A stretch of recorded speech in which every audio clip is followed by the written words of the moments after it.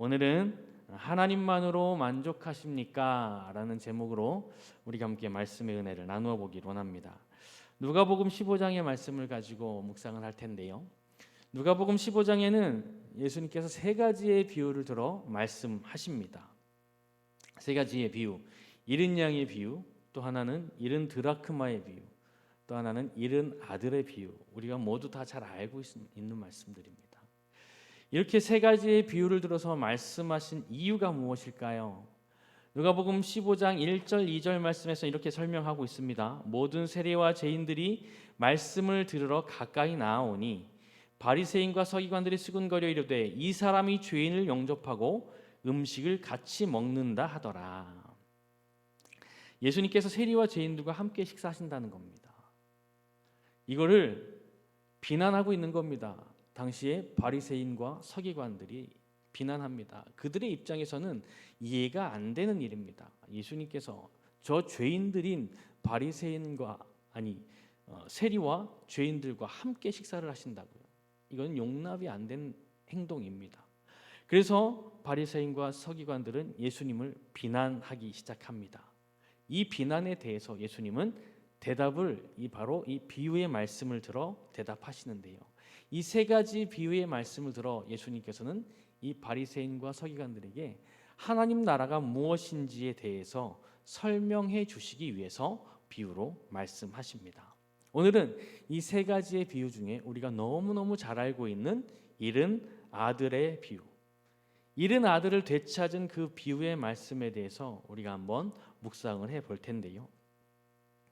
이 잃은 아들의 비유를 묵상하는 초점은 두 가지가 있을 수 있습니다. 하나는 당시 죄인으로 취급받던 세리나 창기의 모형으로 삼고 있는 둘째 아들입니다. 집 나간 둘째 아들에 초점을 두는 그러한 해석이 있고요. 또 하나는 당시에 바리새인과 서기관들의 모형으로 삼고 있는 첫째 아들, 아주 착실한 첫째 아들이지요.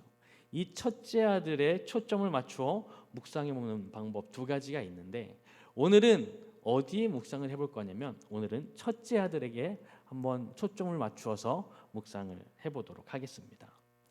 그러기 위해서는 이 이야기의 스토리를 전개 과정들을 한번 쭉 살펴보아야 하는데요. 둘째 아들이 아버지의 분깃을 받아서 먼 나라로 가서 허랑방탕하며 재산을 낭비하였습니다. 당시의 통념에 의하면, 당시의 문화에 의하면 아들이 아버지의 재산의 분깃을 받아간다라는 건 무슨 뜻이냐면 생명과도 같습니다. 아버지의 생명을 빼앗은 간 것과도 동일합니다. 이 둘째 아들이 이렇게 어마어마한 일을 저지른 것입니다. 그리고 그 재산을 받아가서 허랑방탕하며 이 재산을 낭비하고 다 날려버린 거죠. 설상가상으로 그때 흉년이 들었습니다. 아주 심각한 흉년이 들었죠. 그래서 있는 돈 없는 돈 싹 다 날리고 빈털터리가 되어 이제 오갈 데도 없어서 이 둘째 아들은 당시에 부정하다고 생각하는 돼지를 치면서 목숨이라도 연명하자 해서 돼지 치는 집으로 가서 거기서 돼지가 먹는 쥐염 열매라도 먹으려고 돼지 치는 집으로 갔는데 그것마저 먹는 것도 여의치 않습니다. 아주 최악 중에 최악의 상황까지 가게 된 것입니다. 둘째 아들은 여기까지도 아직 정신을 차리지 못합니다. 그러나 이제 굶어 죽기 일보 직전의 상황이 가니 이제서야 둘째 아들은 정신을 차리기 시작합니다. 무슨 생각을 하게 됐나요? 이제서야 둘째 아들은 아버지가 생각이 났습니다. 내 아버지 집에 있었으면 이렇게 비참한 상황에 다가서지는 않았을 텐데, 내가 지금 아버지 집에 살고 있었다면 이렇게 굶어 죽기 일보 직전의 상황까지 오진 않았을 텐데, 이제야 조금씩 정신을 차립니다. 그리하여 둘째 아들이 이제 결정합니다. 결단을 내리죠. 아버지에게 돌아가자. 그런데 아버지에게 돌아갈 때 내가 이 아버지의 아들로서는 도저히 안 될 것 같으니 아버지 집에 종으로라도 받아주십시오 하고 가서 사정을 해보자. 아들은 아버지의 집으로 돌아가기로 결단을 내립니다. 아들로서가 아니고요, 아버지의 종으로 들어가기로 말이지요. 터벅터벅 한 걸음 한 걸음, 힘든 한 걸음 한 걸음을 옮기고 있는데 저 멀리서 누군가 막 뛰어오는 겁니다. 아버지가 아들을 먼저 발견했습니다. 당시 유대 통념에 의하면 우리나라 조선시대하고 비슷합니다. 양반은 뛰는 법이 없죠. 절대 양반이 뛰지 않습니다. 양반은 뒷짐 주고 팔자걸음을 걷죠. 우리나라 문화에 의하면. 당시 유대 문화 마찬가지입니다. 절대 뛰지 않습니다. 뛰는 것은 좀 천하다고 여기는 것이 당시의 유대 통념이었습니다. 그런데 아버지가 멀리서 거짓골을 하고 돌아오는 그가 내 아들임을 발견하고 정신없이 뛰어갑니다. 이제 아버지에겐 체면이고 자존심이고 아무것도 없습니다. 모든 걸 다 버리고 정신없이 뛰어가 그 아들을 안고 입을 맞추기 시작합니다. 아들은 이미 거지 꼴이 된 것이 아니고 완벽한 거지입니다. 찢지 못해서 더러운 모습과 냄새나는 아들의 상태를 아버지는 와락 끌어안고 입을 맞추며 엉엉 울기 시작합니다. 둘째 아들은 아버지에게 안겼습니다. 그리고 둘째 아들도 엉엉 울면서 아버지에게 용서를 구합니다. 아버지, 용서해 주십시오. 그리고 둘째 아들이 이렇게 이야기하죠. 아버지, 내가 아버지의 아들로서는 도저히 들어갈 수 없으니 아버지 집에 종으로, 즉 품꾼으로라도 받아 주시면 안 되겠습니까? 이 이야기에 아버지는 어떻게 반응합니까? 그래, 너 우리 집에 품꾼으로 들어와라. 오늘부터 넌 우리 집의 종이다. 이렇게 이야기하던가요? 성경의 스토리는 그렇지 않습니다.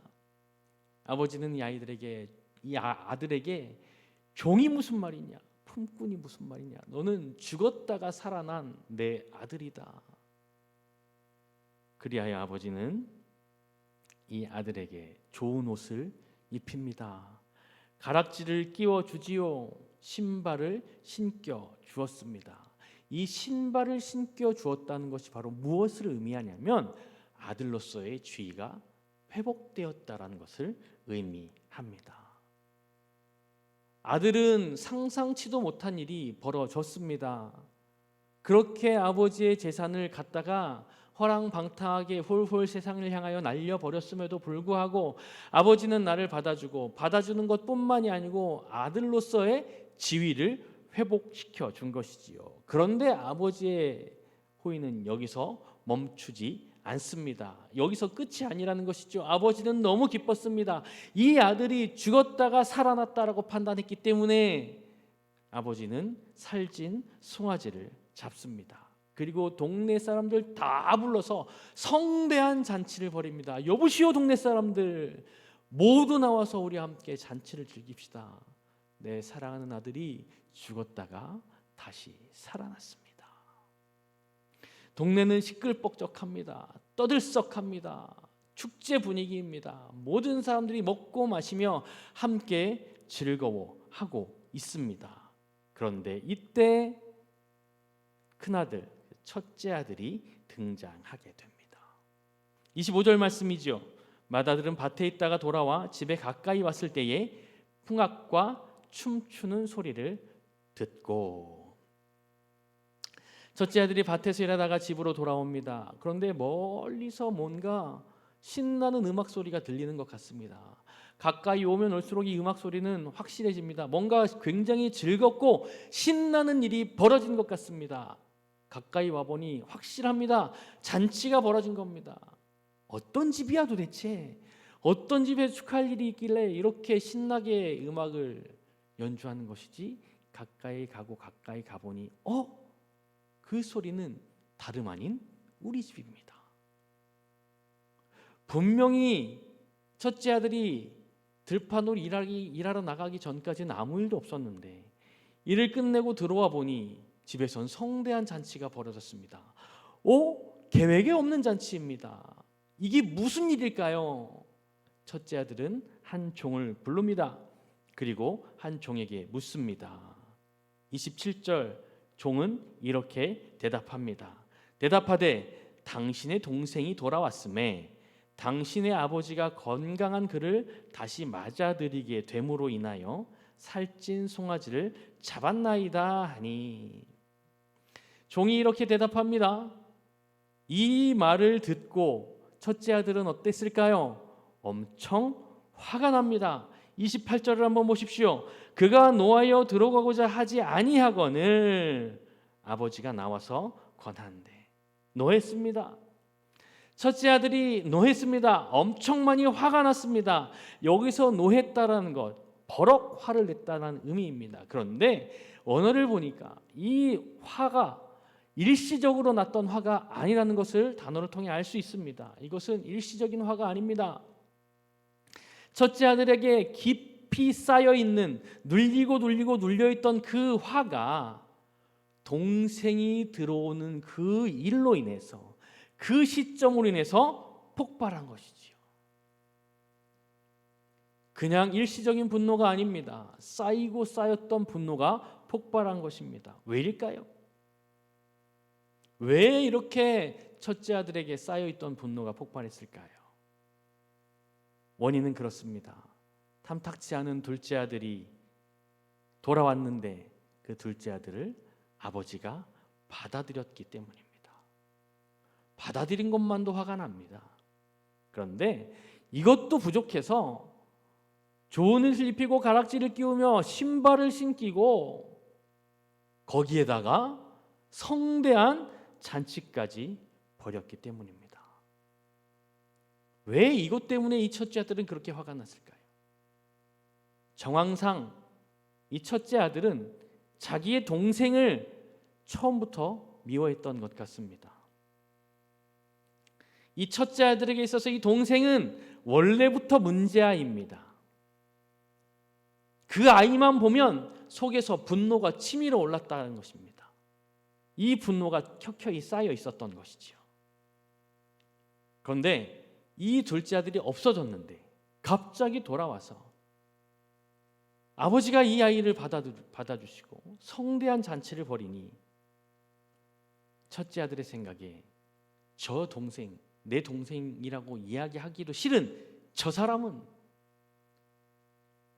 우리 집에 피해만 끼치는 사람, 또 자기 자신에게도 피해만 끼치는 사람으로 판단되었을 것 같습니다. 아버지의 재산을 허랑방탕하게 허비한 아들. 그런데 그가 멀쩡하게 돌아왔다는 사실, 그리고 그로 인하여 성대한 잔치가 벌어졌다는 사실, 이것이 그 첫째 아들을 그렇게 분노케 했던 이유였을 것입니다.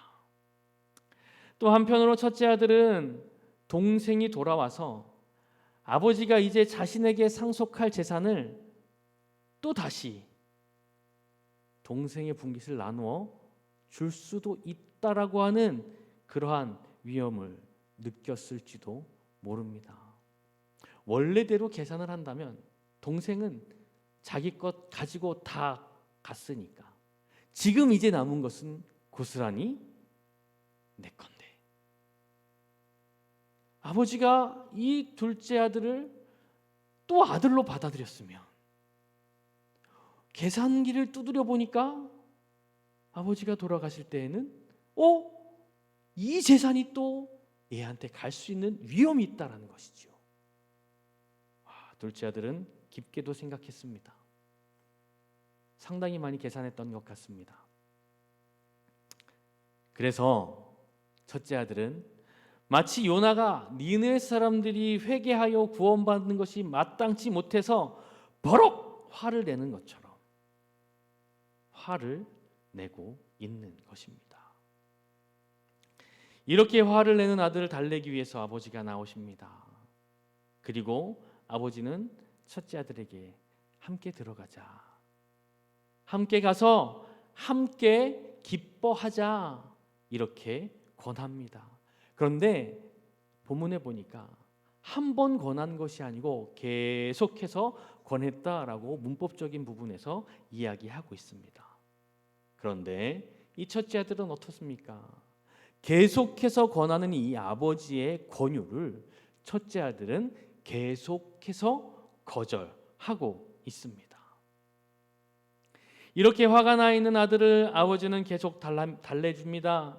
그리고 권합니다. 이 아버지에게 첫째 아들은 29절에서 30절의 말씀을 통해서 내가 왜 화가 났는지 한번 들어보십시오. 이렇게 이야기합니다. 아버지께 대답하여 이르되 내가 여러 해 아버지를 섬겨 명을 어김이 없거늘 내게는 염소 새끼라도 주어 나와 내 벗으로 즐기게 하신 일이 없더니 아버지의 살림을 창녀들과 함께 삼켜버린 이 아들이 돌아오매 이를 위하여 살찐 송아지를 잡으셨나이다. 첫째 아들이 화가 난 이유가 이렇습니다. 여러 해 동안 나는 아버지를 섬겼고 아버지의 명을 어긴 적이 없었다는 것입니다. 그런데 아버지는 내게 염소 새끼 한 마리도 주지 않지 않았습니까? 첫째 아들은 아버지 옆에서 아버지를 섬기면서 아버지의 명을 지키며 살았다고 강조합니다. 그렇다면 첫째 아들이 왜 그렇게 살았을까요? 그렇게 사는 것이 억울했기 때문에 지금 이것 때문에 화가 났습니다라고 토로하는 것 아닐까요? 첫째 아들의 마음 가운데는 어떤 마음이 있었을까요? 그렇게 살았던 이유는 무엇일까요? 보니까 그의 마음속을 들여다보니까 첫째 아들의 마음 가운데도 어떤 마음이 있었냐면 이 아버지의 재산이 언젠가는 자신의 그것으로 돌아올 것을 기대하고 있는 그 마음이 있었다는 것입니다. 사랑하는 광성의 가족 여러분들, 이 첫째 아들은 처음부터 아버지를 원하는 것이 아닙니다. 첫째 아들은 처음부터 아버지 자체를 원한 것이 아닙니다. 아버지 자체를 섬긴 것이 아니라는 것이지요. 그런데 둘째 아들이 돌아왔습니다. 돌아온 아들을 아버지는 버리지 않으셨습니다. 아들로서의 권위와 지위를 회복시켜 주셨습니다. 앞에서 말씀드렸던 것처럼 그렇게 된다면 나중에 아버지의 재산이 또 둘째 아들에게 일부분 갈 수도 있을 것 같다라고 하는 불안감과 불만, 이런 것들이 첫째 아들의 감정을 폭발시킨 것입니다. 30절의 첫째 아들은 자신의 동생을 뭐라고 부르고 있냐면 이 아들이라고 부르고 있습니다. 우리가 가지고 있는 개역개정 성경에는 이 아들이라고 번역이 되어 있는데요. 이거를 원어 성경에서 직역해 보니까 이렇게 직역이 되어집니다. 이거는 언어에서는 당신의 이 아들이라고 직역할 수 있습니다. 이 아들이 당신의 이 아들입니다. 그러니까 이건 무슨 이야기냐면 이것은 이 첫째 아들이 자신의 동생, 이 동생에 대한 경멸과 적대감을 강조하는 표현입니다. 그러니까 나는 저 아이와 상관이 없는 사람입니다. 나는 이미 쟤하고는 모든 관계를 정리했습니다. 아버지의 분깃을 받아서 떠나는 순간 쟤는 이제 나하고 상관없는 사람입니다. 그러니 아버지도 그렇게 했으면 좋겠습니다. 이런 의미이지요. 그런데 아버지는 그렇게 했나요? 아니요. 반대입니다. 아버지는 둘째 아들, 동생을 받아들이셨죠. 아들로서 지위를 회복시켜 주셨습니다. 그러니 첫째 아들의 마음은 많이 불편했겠죠. 불편한 것뿐만이 아니고 분노했겠죠. 이 첫째 아들의 이 마음을 아버지는 몰랐을까요? 당연히 알았을 것 같습니다. 그리고 아버지는 첫째 아들의 어떤 마음까지 알았냐면 이 첫째 아들이 아버지의 재산을 노리고 있다라는 그 마음까지 알았습니다. 이 모든 마음을 알고 있는 아버지는 첫째 아들에게 31절 32절에서 이렇게 말씀하십니다. 아버지가 이르되 예 너는 항상 나와 함께 있으니 내 것이 다 내 것이로 돼. 이 내 동생은 죽었다가 살아났으며 내가 잃었다가 얻었기로 우리가 즐거워하고 기뻐하는 것이 마땅하다 하니라. 아버지는 아들의 마음을 아셨습니다. 둘째 아들에게 자신의 재산을 빼앗길 수도 있다라는 불안한 마음을 아버지는 아셨습니다. 그래서 첫째 아들에게 아버지는 여기에 대한 대답으로 이렇게 말씀하신 거죠. 예, 내 것이 다 내 것이다. 내 것이 다 내 것이다. 그러니 우리 들어가서 함께 기뻐하자. 그리고 마지막 절에서 지금 돌아와 잔치를 하고 있는 그 사람은 다름 아닌 내 동생이다 라고 정확하게 관계를 상기시켜 주셨습니다. 아버지는 내 아들이기도 하지만 너의 동생인 그가 다시 죽었다가 살아났으니 우리 함께 기뻐하는 것이 마땅하지 않겠니? 라고 마지막 말씀을 하시는 것이지요. 그 이후에 본문의 전개를 보니 이 첫째 아들이 잔치에 들어갔는지 들어가지 않았는지는 기록되지 않고 있습니다.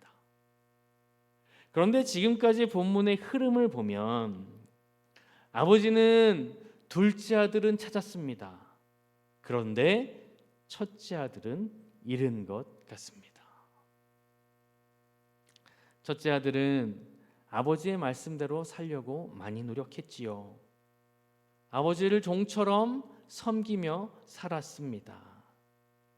왜냐하면 그 마음의 깊은 곳에서는 그렇게 했을 때, 그렇게 하면 아버지 재산이 내 것이 될 수 있을 것이기 때문이지요. 앞에서 잠깐 말씀드렸던 것처럼 첫째 아들은 단 한 번도 아버지 자체를 이해하거나 아버지 자체를 원한 적은 없었습니다. 만약에 첫째 아들이 아버지를 아버지 자체로 원하고 아버지를 아버지 자체로 이해했다면 이 동생이 돌아왔을 때 첫째 아들도 아버지와 함께 기뻐하지 않았을까요? 아버지와 함께 이 성대한 잔치 속에 들어가면서 춤추고 먹고 마시며 이 내 동생이 죽었다가 다시 살아났음을 함께 기뻐하지 않았을까요? 이 비유의 말씀을 지금 바리새인들과 서기관들이 듣고 있습니다. 예수님은 이 비유의 말씀을 쫙 이들에게 말씀해 주었습니다. 현장에 있는 바리새인들과 서기관들 마찬가지입니다. 그들은 하나님을 섬깁니다 라고 자부하고 있습니다. 그래서 하나님을 섬긴다는 미명하에 율법을 지키기 위해서 노력하며 살았습니다. 그들은 율법의 종이 되어 살았습니다. 그들은 특권의식에 사로잡혀 있는 사람들입니다. 그래서 할례, 율법, 혈통 이런 것들이 자신의 구원을 보장할 것이라고 하는 착각 속에 살았던 사람들이 바리새인과 서기관들입니다. 그러다 보니 그들은 참 메시아 예수 그리스도가 오셨음에도 불구하고 그들의 눈에는 메시아가 보이지 않았습니다. 아니요, 더 정확히 말하면 그들에게는 메시아 따위는 필요치 않았습니다. 왜냐하면 이미 그들은 하나님의 말씀을 철저하게 지키며 살아가고 있기 때문이지요. 율법을 지키기 위해서 매일매일 긴장 속에서 율법의 노예처럼 살아가고 있습니다. 앞에서 잠깐 말씀드렸던 것처럼 그들을 구원해 줄 것이 바로 이 율법이라고 믿기 때문이지요. 율법을 지키면 우리의 구원은 보장되어진다라고 믿고 있기 때문입니다. 그들은 자신들의 삶에 속고 자신에게 속아서 진짜 아버지를 잃고 살았던 것입니다.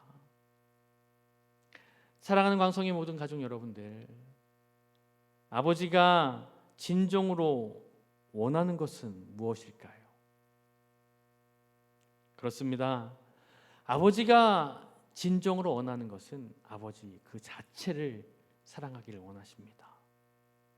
바로 그 아버지 자체를 기뻐하고 아버지 자체를 감사하기를 원하셨다라는 것입니다. 그렇다면 오늘 이 자리에서 예배를 올려드리고 있는 사랑하는 우리 모든 광성의 가족들에게 이 시간 진지하게 질문을 한번 드리고 싶습니다. 스스로 속으로 대답해 보시기 바랍니다. 여러분은 아버지 자체를 원하고 계십니까? 여러분은 하나님이 우리의 아버지인 것으로 만족하며 살아가고 계십니까? 우리가 가끔 찬양으로 고백하는 것처럼 무화과 나뭇잎이 마르고 포도 열매가 없으며 감람나무에 소출이 없다 할지라도 난 구원의 하나님으로 말미암아 기뻐합니다. 이 구원의 하나님 때문에 매일매일 우리는 감격하며 살아가고 있으십니까? 주님 한 분만으로 만족합니다. 이렇게 우리가 찬양하며 고백하고 있는 것처럼 이 세상에 좋은 것 다 필요 없습니다. 나는요 하나님 한 분이면 됩니다. 이렇게 자신 있게 고백하며 살아가고 계십니까? 우리가 우리의 영혼 가운데, 우리의 삶 가운데 진지하게 던져보아야 할 질문입니다. 세상의 수많은 사람들은요, 돈, 명예, 권력이 자신을 살려줄 것으로 알고 그것을 쫓아가서 살아가는 삶을 선택하고 있습니다. 오늘 본문 속에 나오는 바리새인과 서기관들이 특권의식에 사로잡혀서 할례와 율법과 혈통이 자신의 구원을 보장해 줄 것이라고 착각 속에 살아가는 것처럼 맞으리죠. 이 세상에 살아가는 수많은 사람들은 더 많은 돈과 그리고 더 높은 명예 그리고 더 강한 권력이 자신을 지탱해 줄 수 있는 수단이라고 생각하며 살아가고 있습니다. 그러나 우리에게는 이거보다 더 크신, 이 모든 것보다 더 크고 더 위대하신 하나님 아버지께서 우리 안에 계신다는 사실입니다. 온 우주 만물의 창조주이신 놀랍고 위대하신 그 하나님, 우리의 아버지가 되십니다. 그런데 우리에게 더 이상 뭐가 필요하단 말입니까? 그 아버지보다 돈이 더 필요합니까? 그 아버지보다 명예가 더 필요합니까? 그 아버지보다 권력이 더 필요합니까? 그 아버지께서는 31절 말씀에서 말씀하시는 것처럼 내 것이 다 내 것이라고 우리에게 말씀해 주시는데 우리에게 더 이상 뭐가 필요하단 말입니까? 더 넓은 집이 필요하십니까? 더 많은 돈이 필요하십니까? 더 높은 명예가 필요하십니까? 우리에게 필요한 건 하나님 한 분입니다. 우리의 삶을 한번 점검해 보았으면 좋겠습니다. 그리고 나의 영혼을 통하여 명령하셨으면 좋겠습니다. 조건 없이 하나님 한 분을 원하시길 바랍니다. 조건 없이 하나님 한 분 때문에 기뻐하는 삶을 살아가시길 간절히 소원합니다. 조건 없이 하나님 한 분에게 우리의 모든 것들을 올인할 수 있는 우리가 되기를 주님의 이름으로 간절히 소원합니다. 말씀을 정리하도록 하겠습니다. 오늘 이 자리에 계신 사랑하는 광성의 모든 가족 여러분들, 우리 하나님은 내가 어떠하기에 나의 어떠한 모습 때문에 나를 사랑하신 분이 아닙니다. 내가 무엇을 하기 때문에 하나님이 나를 사랑하는 것이 아니라는 것이지요. 하나님이 나를 사랑하신 데는 아무런 이유가 없습니다. 우리 아버지 되신 하나님이 그저 나이기 때문에 나를 사랑하신 것이지요. 그저 나이기 때문에 기뻐하시고 나이기 때문에 나로 인하여 기쁨을 이기지 못하시는 분이 우리 아버지 되신 하나님이십니다. 아무 이유 없이 나를 사랑하시기 때문에 내가 죽어가는 것이 너무 안타깝고 너무 보기 힘들어서 사랑하는 그의 아들까지 우리에게 주실 만큼 우리를 사랑하시는 분이 그 아버지, 나의 아버지 되신 하나님이시라는 것이지요. 여러분, 우리에게 그 하나님의 은혜와 그 하나님의 사랑 하나면 충분하지 않을까요? 더 이상 우리에게 뭐가 필요합니까? 우리가 이 땅에서 잠깐 살아가는 이 시간 동안에 마음껏 하나님 예배하고 그 하나님과 동행하며 하나님을 찬양하며 살다가 주님 오시는 그날 주님과 하이파이브하고 기쁘게 주의 품 안에 안기는 것을 우리가 꿈꾸며 살아가는 것이 우리의 삶의 전부가 아닐까요? 여러분, 이제는 우리가 그 하나님의 사랑에 반응할 때입니다. 세상에 어떤 것도 다 필요 없습니다. 내게는 하나님 한 분이면 만족합니다. 이러한 진실된 고백이 우리에게 필요하다라는 것이지요. 그 하나님만으로 기뻐하고 그 하나님만을 원하며 그 하나님만을 간절히 찾는 우리 모두가 되기를 주님의 이름으로 간절히 소원합니다.